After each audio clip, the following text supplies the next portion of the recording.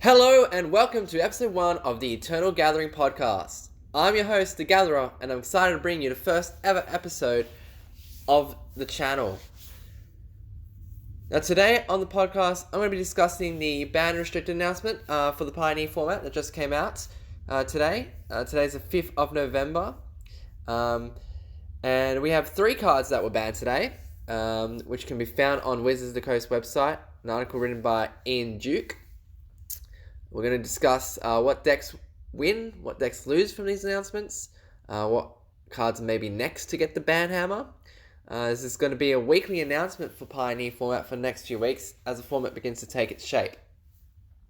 And then lastly, on today's podcast, I'm going to give you a little spiel about myself, what I'm hoping to achieve with the podcast and the channel, and the overall content that you would expect from me.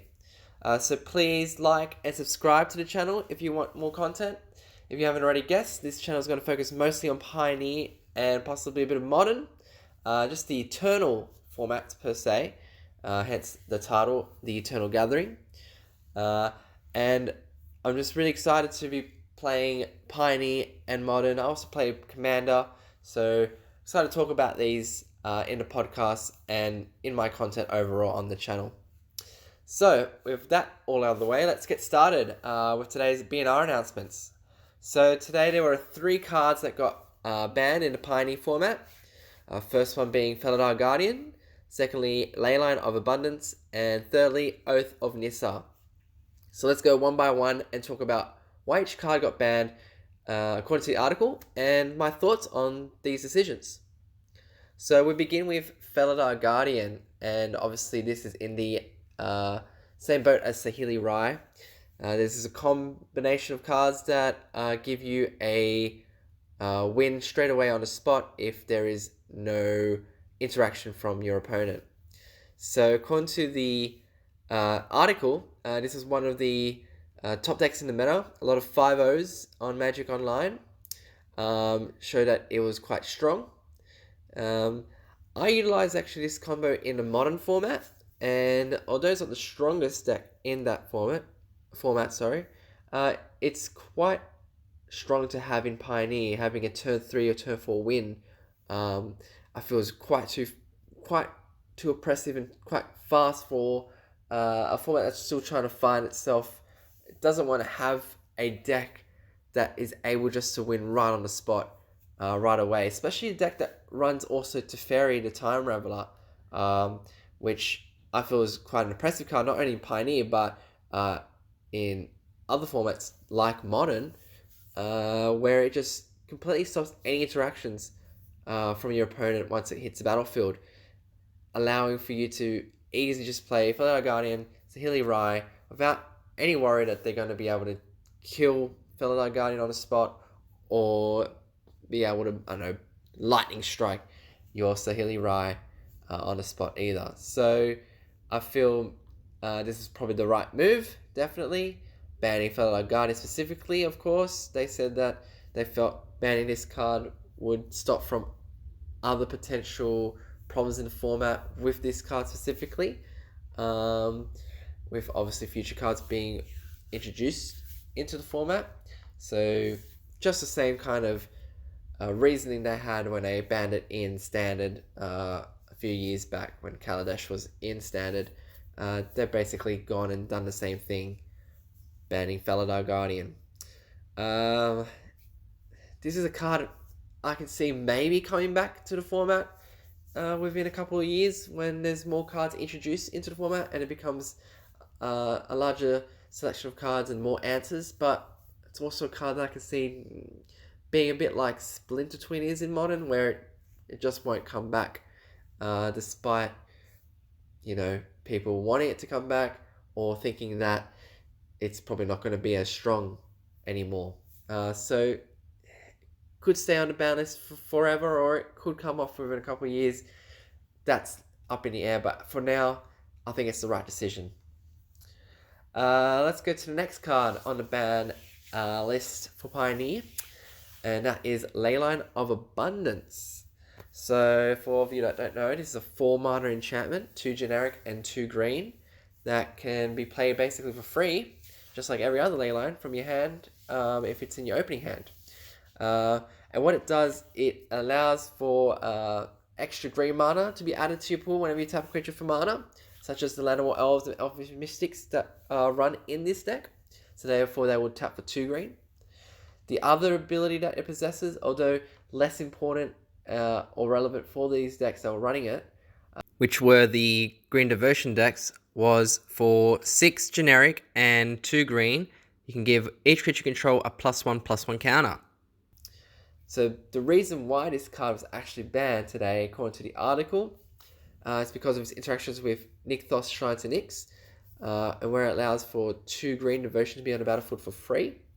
So helping that land card, as well as allowing the mana dorks to ramp out strong cards like Nissa Who Shakes the World and Vivian Arcbow Ranger to find your win conditions of Walking Ballista, Voracious Hydra, or Ulamog. So the article goes on to explain they felt Shrine to Nyx was a good build-around card, but too powerful with the color green. So therefore removing green's ability to have a free permanent that adds to devotion was the way they wanted to go with the bannings.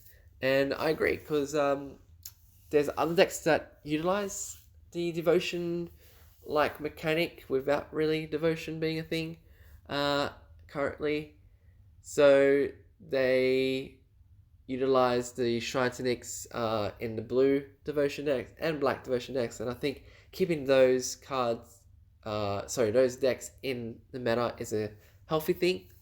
Powering down the green devotion decks to the level that isn't so oppressive, with turn 3 Nissa, turn 4 Ulamog, is going to make a more diverse format overall, and it allows for other decks to utilize the same strategy but be different in a way, So another banning that I agree with.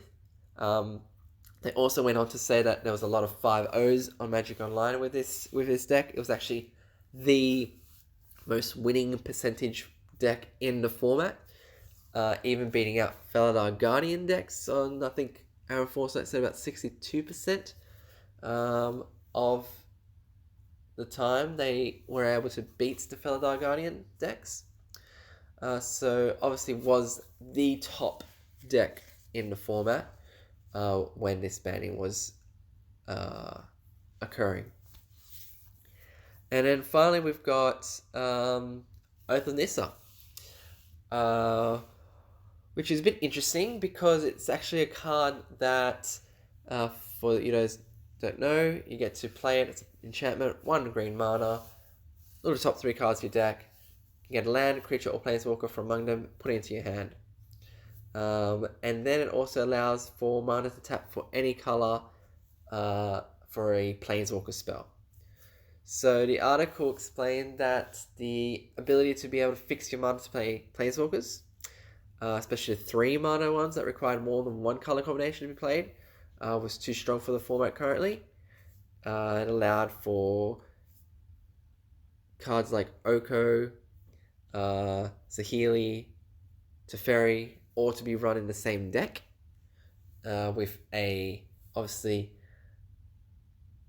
mana base that would not otherwise be able to play these so consistently on turn 3 any one of those planeswalkers.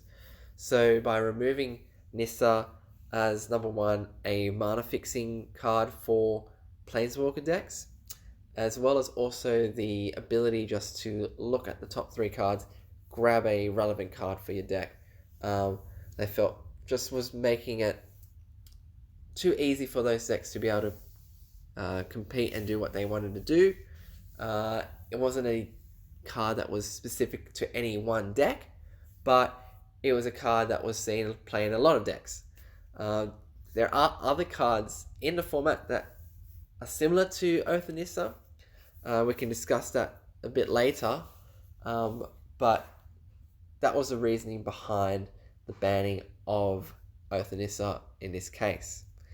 Do I agree with this decision? Look, I mean, playing planeswalkers isn't really the issue, I think. I think the issue is that the Planeswalkers themselves, especially some of the really strong ones that are in a 3-drop slot, like Teferi and Oko. But I can see the reason why Oath of Nissa was banned. It's definitely a card I can see being unbanned in the future once there's a few more answers to Planeswalkers in specific, which I feel there really isn't at the moment. There's not many decks run specific answers to deal with Planeswalkers. So I agree where they're coming from, but at the same time, I feel it's something that in the future will probably get unbanned and reintroduced to the format once there's more answers. So those were the 3 cards that were banned today. Now they're going to continue to do weekly BNR announcements for Pioneer specific. So we obviously wanted to look about what's next, what is going to be possibly banned in the future BNR announcement.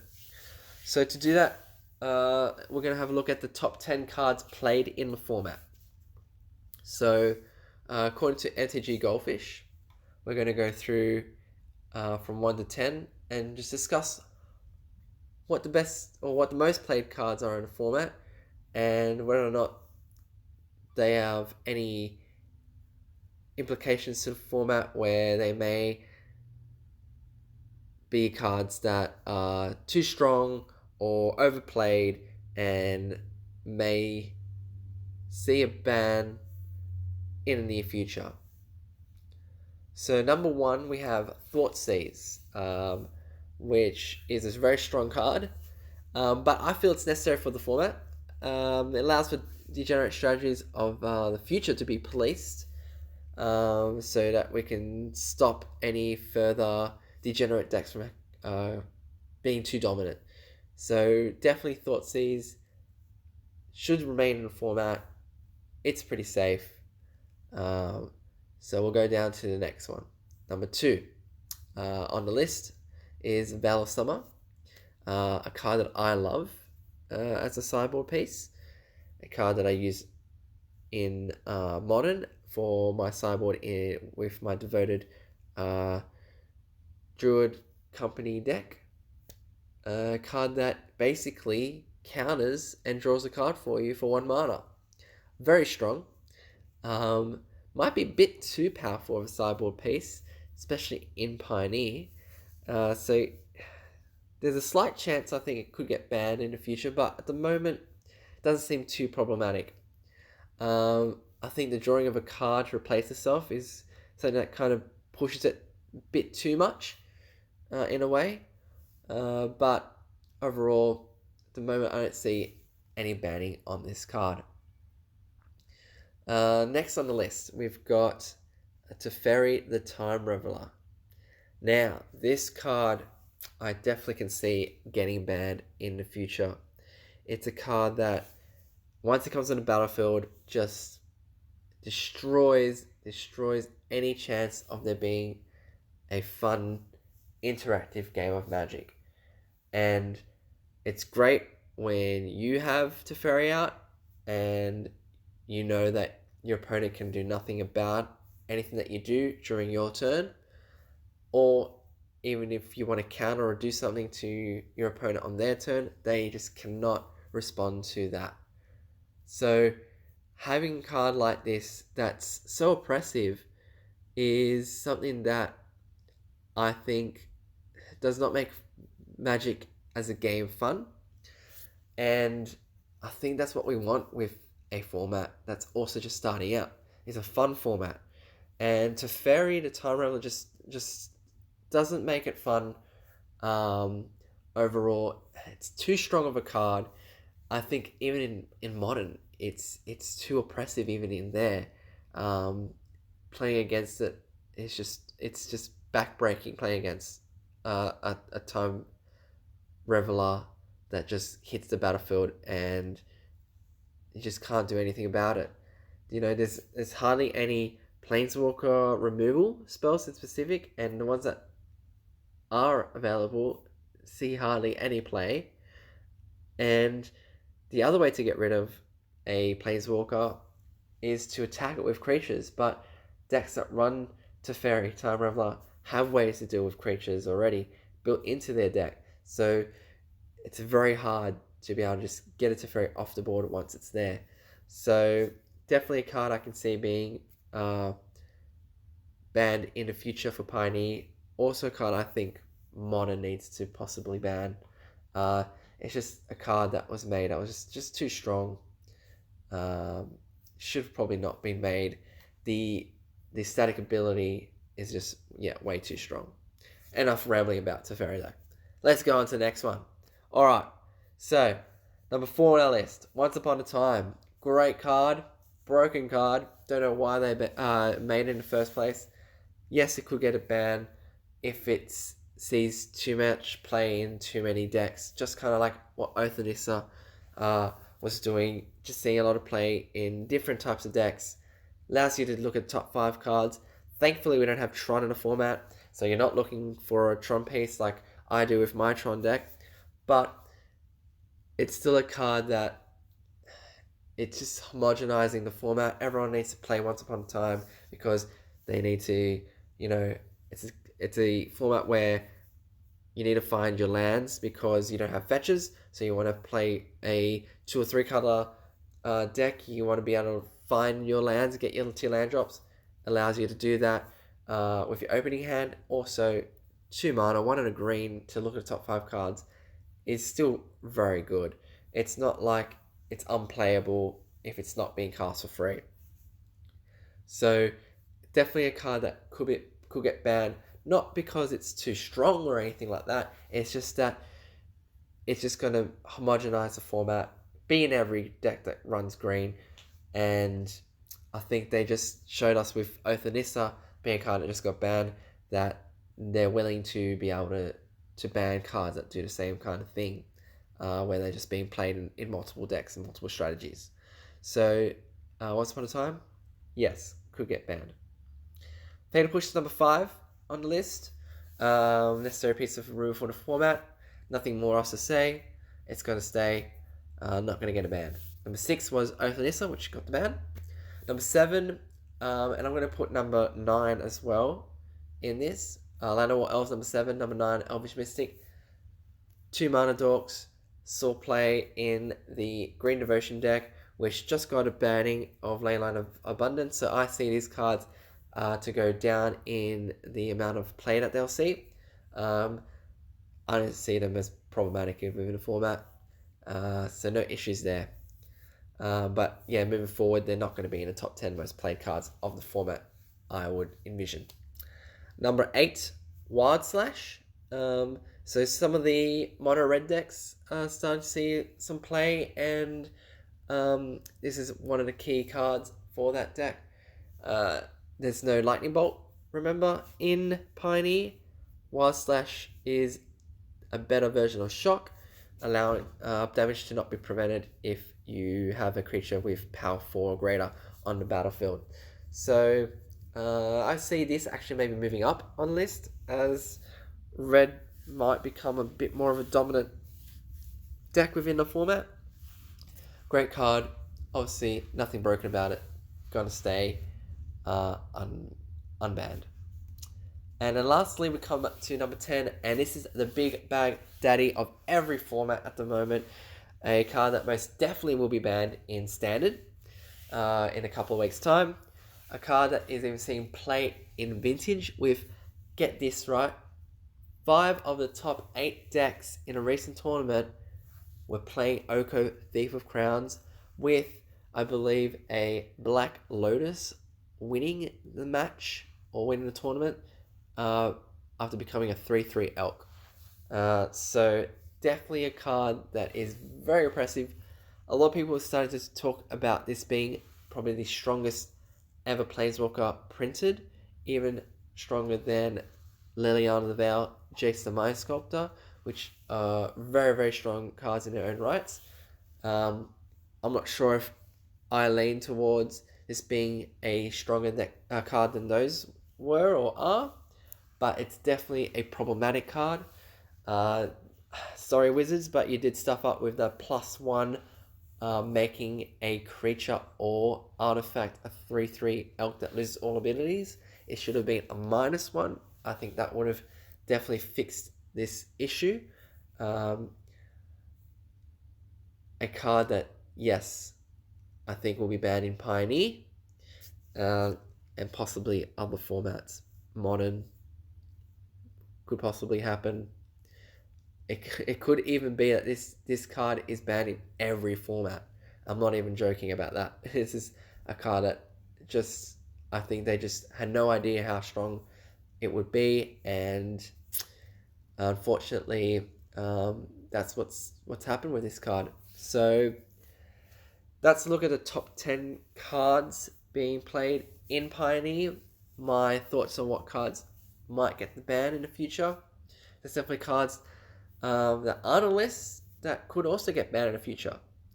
And to look to kind of figure that out, we're going to look at what decks have won from the Bay and R announcement today. Today we see the death of Felidar Guardian and Sahili Rai combo decks. They're completely gone from the format. We see Green Devotion getting powered down to a much fairer deck. I would still think it's going to be played within a format. It's still going to be somewhat strong within a format, but nowhere near as good as it was before Leyline of Abundance got banned. Now looking at another deck that I really thought there was going to be a banning for cards in this deck. It's the Is It Phoenix decks.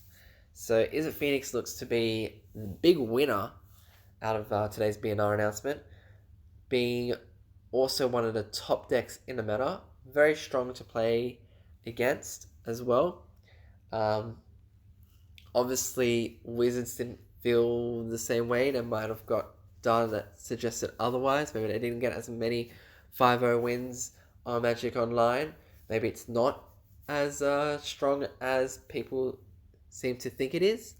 But right now, it looks like it's going to be the number one deck in the format. I would be staying clear of building an Is It Phoenix deck for Pioneer. I feel like cards like Treasure Cruise, possibly Dig Through Time, might get the banning also.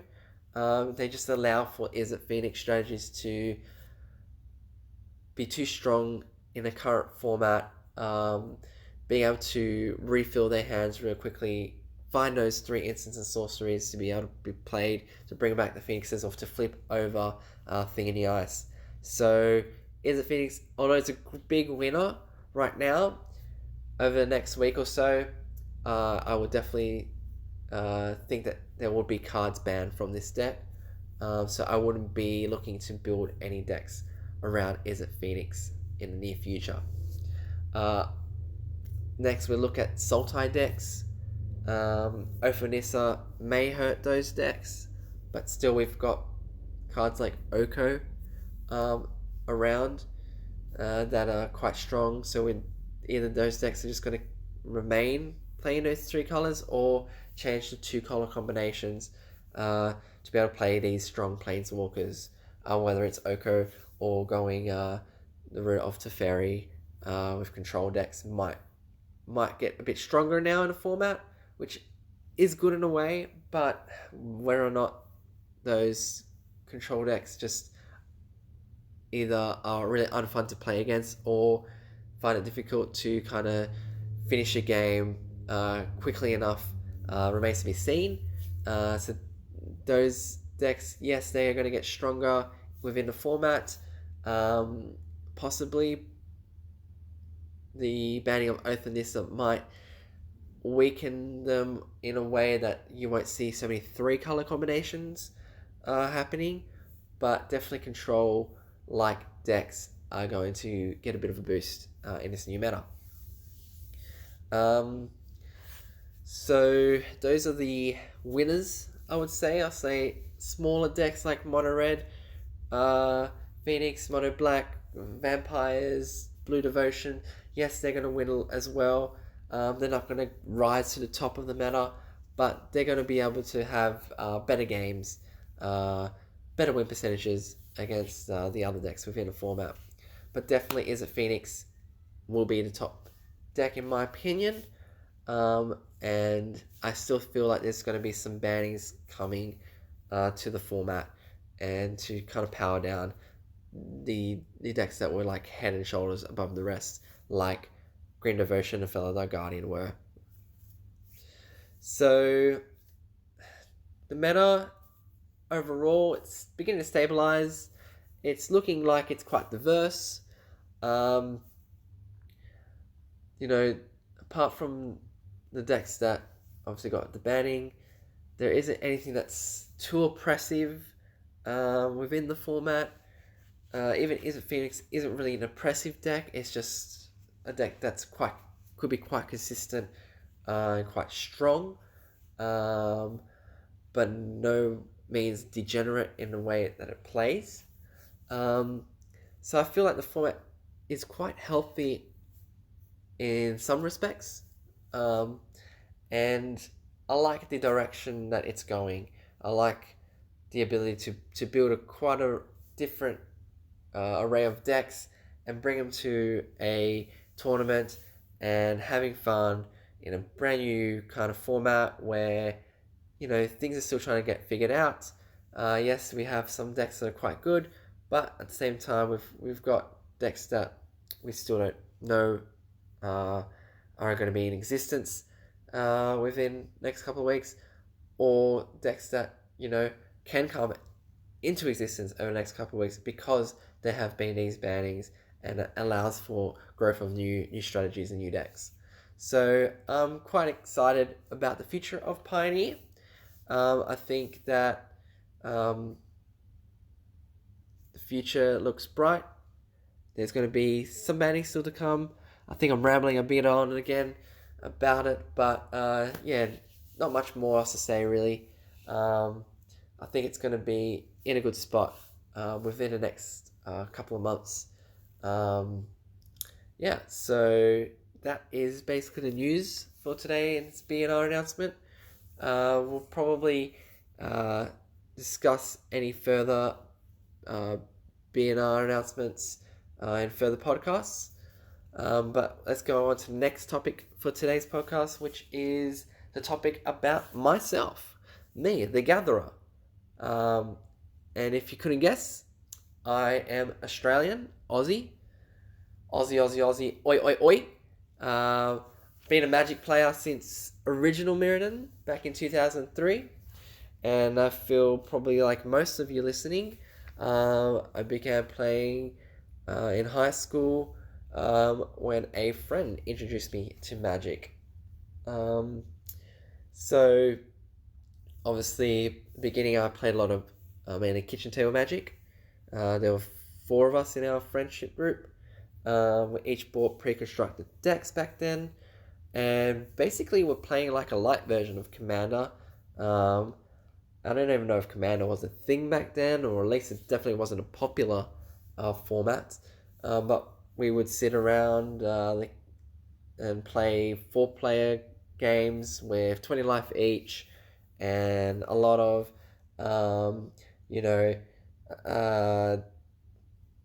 deals were made to not attack or to attack this person, or this person has got this creature out, he's the strongest, we should attack him. It was quite fun, quite balanced in a way, because the decks weren't overpowered. We weren't able to, go and build specific decks or buy specific cards. We didn't have the finances at that time in our lives to do that.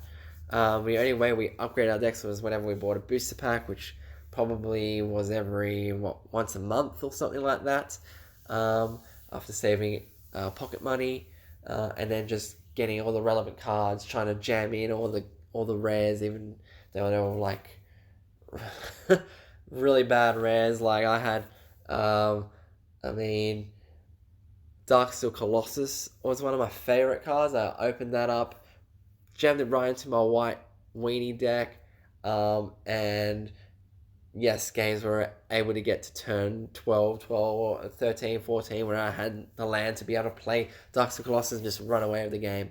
Great times. I feel like this is the purest form of Magic that I've ever played. Just being able to get pre-construct deck and just build on it, build on it, build on it with just booster packs here and there that I got. And yeah, it was just a really, really fun time. So yeah, that was basically how I started out. I was, playing in and out throughout most of high school. Stopped probably playing after Planet Chaos was a thing. I kind of stopped playing and came back a few years later, 2015, when a mate of mine from work said to me, "Mate, you play Magic the Gathering?" And I said, "Do I play Magic the Gathering? Right, let me show you this." So I brought him over, showed him my collection, which, I thought back then was a massive collection, not anywhere near the collection I have now, but, I had a couple of boxes of cards and a few rares here and there, and a couple of decks. Back then I probably had maybe 6 decks, and I thought, yeah, I have lots of decks here. And we realized also at that time that we had money. So we bought booster boxes of cards of Taiki. I think he bought some Theros booster boxes, and started cracking packs. And I remember, funny story, opening fetch lands when they came out in Turkey, not having any idea of what a fetch land was. I was still a very casual player back then. And just going, what the hell? Why would I pay 1 life to get a land out of my deck? Who will do that? What a stupid thing to do. Just play more lands. Just play, instead of playing 20 lands, play 22, 23, 24. Why am I going to pay 1 life? Life is so valuable. Not knowing that, in a couple of years, or actually a year later, I would need those cards for my modern deck. So I just sold all the fetch lands that I got, traded them out, got all these planeswalkers. I was like, oh, planeswalkers are so cool. I had the original Johnny Goldmane and Sark and Vol. I had those 2 planeswalkers, one of my only planeswalkers. I really didn't know how to play the planeswalkers either. I had no idea what the rules were, but I thought they were just really cool. So trading into a lot of those from my fetch lands. And yeah, realized about a year later, when I started getting more competitive into Magic, playing Modern, that I needed those lands. So in hindsight, actually, though, it's probably a good idea to sell and trade those cards away, because they were probably around the $50 mark or so back then when they first came out. So I was able to get good value. Right now, they're starting to creep back up to those to the $50 value, but when I was getting into Modern, they were closer to the $20 value. So in hindsight, probably was a good idea to get rid of them at that time. But I had no idea about the reasoning behind fetch lands, that they could even get a shock land. I thought I just got basic lands. I didn't know shock lands were a thing even. So that was quite funny, kind of thinking back to those times and thinking about how silly I thought, or how different I thought actually about Magic back then, being casual as opposed to now, where I'm playing a lot of competitively. I'm playing competitively a lot, going to a lot of Magic Fest decor now. I was going to say GP just then, but I stopped myself from saying it. So yeah, going to a lot of LGS tournaments, playing mostly Modern. I play a little bit of Standard here and there. I play mostly Commander as well with my friends. Still same core group of friends when I started back in high school. Really fun finding Commander, one of my favorite formats as well. I really love also Sealed and Draft. The limited formats I find also to be one of the more purest forms of Magic. Being able to build a deck, having a level playing field with everyone else. Yes, okay, you can get like a really good mythic, a big bomb kind of rare that you can run away with the game with. But, that's Magic. You're going to get some variants.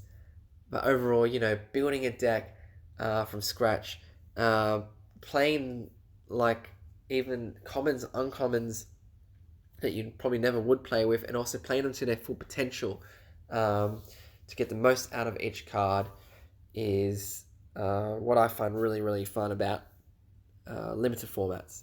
So Modern, Commander, limited formats, and obviously Pioneer. Super excited about Pioneer. Been wanting a Pioneer-like format for the last couple of years. I felt that, yes, Modern, I love Modern, but there are some degenerate strategies. It's a very fast format. You need a lot of answers for lots of different types of decks. I love that there is a diversity in Modern, but you've got your decks like, and I play these decks, but Tron, Dredge, we got Wurza now, or they call Wurza Outcome decks. Just decks that are really, really, really powerful, really strong. You just need to have answers. You need sideboard. A sideboard is really important. In Modern, having answers for those decks is very important. I still love Modern as a format. I really do. But having a format like Pioneer, something fresh, something where we can brew new decks, we can have a format that isn't as strong, isn't as degenerate as Modern can be at times. It just really makes me excited. Really looking forward to it. Started to build some decks for it. The LGS that I go to is starting to run events. I'm looking at trying to get to some of those events, try out this new format. Really, really looking forward to sharing with you guys some deck techs, showing some gameplay footage of those decks, and just to talk about Pioneer, try and get people excited as much as I am about the format. So yeah, really, really looking forward to playing some Pioneer and that becoming a more popular format within the future. So that's a bit about me. I just want to kind of finish up this podcast just to give you a bit of a rundown about what to expect if you subscribe to this channel, to the Eternal Gathering, or listening to any of the podcasts that I'll be releasing on the channel.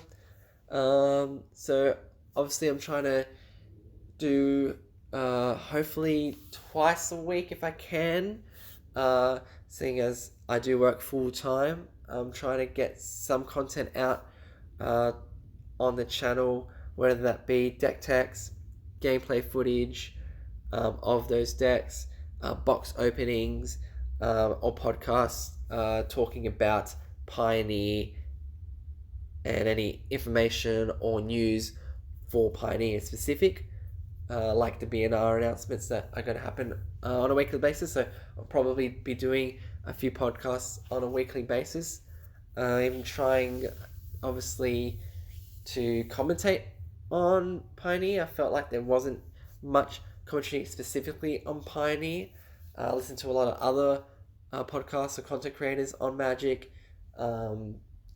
and I just felt like Pioneer, yes, it's a brand new format, but I think it's going to be quite a popular format, and I just wasn't getting a lot of information about Pioneer in specific, or a lot of commentary about it in specific. So I thought I'd kind of bring that to the community, and I'm hoping to bring that in a entertaining way, and also just try and build the community of Pioneer.